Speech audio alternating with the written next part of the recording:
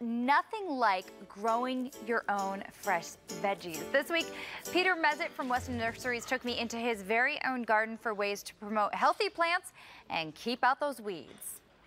So we're going to talk your garden today, and specifically we're going to include some tomatoes. But Peter, you say you got to start from the outside and then go in, right? That's right, that's right.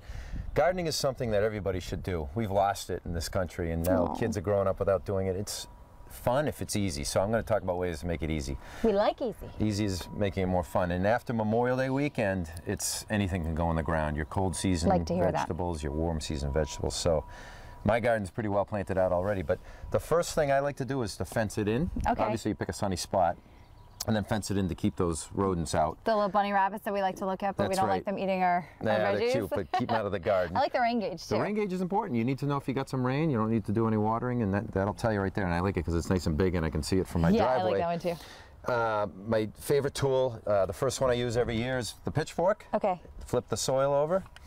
The second one I use every year is the trowel, and that's what plants things in the ground, nice and easy. But my favorite tool is this one. We shall call this the weed eraser. This is like the easiest way to weed that I've ever seen in my whole life. It really is. I'm not going to hurt my back at all. I'm barely going to bend my knees, and I'm just going to scrape the ground, and the weeds come right out. I love that thing.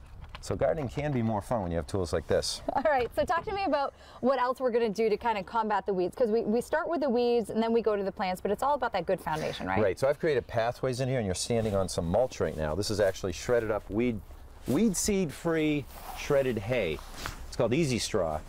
And I usually put some newspaper down first, and then I just spread maybe an inch layer of this on my pathways, and that way all year I'm not going to have to worry about weeds coming up, and by the end of the year it kind of rots away and decomposes into the soil. Takes care of itself. Okay. Yeah, so it actually feeds the soil later on.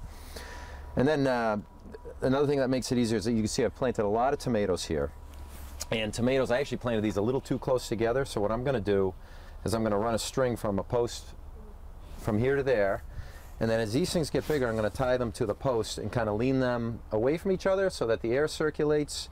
The bugs stay out of there a little better, and you get more blooms and more tomato production.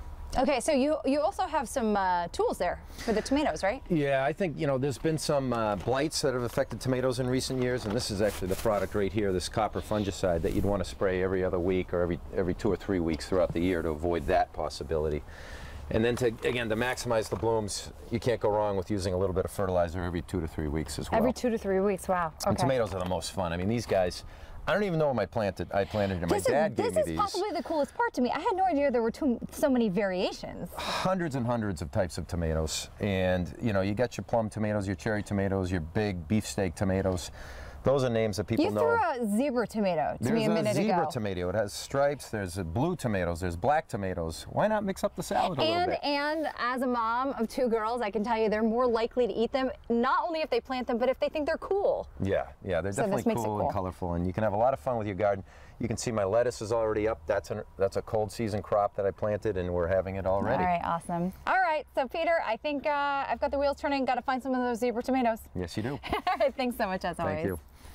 All right, so you can find Peter at Weston Nurseries in Hopkinton. They also have another location in Chelmsford.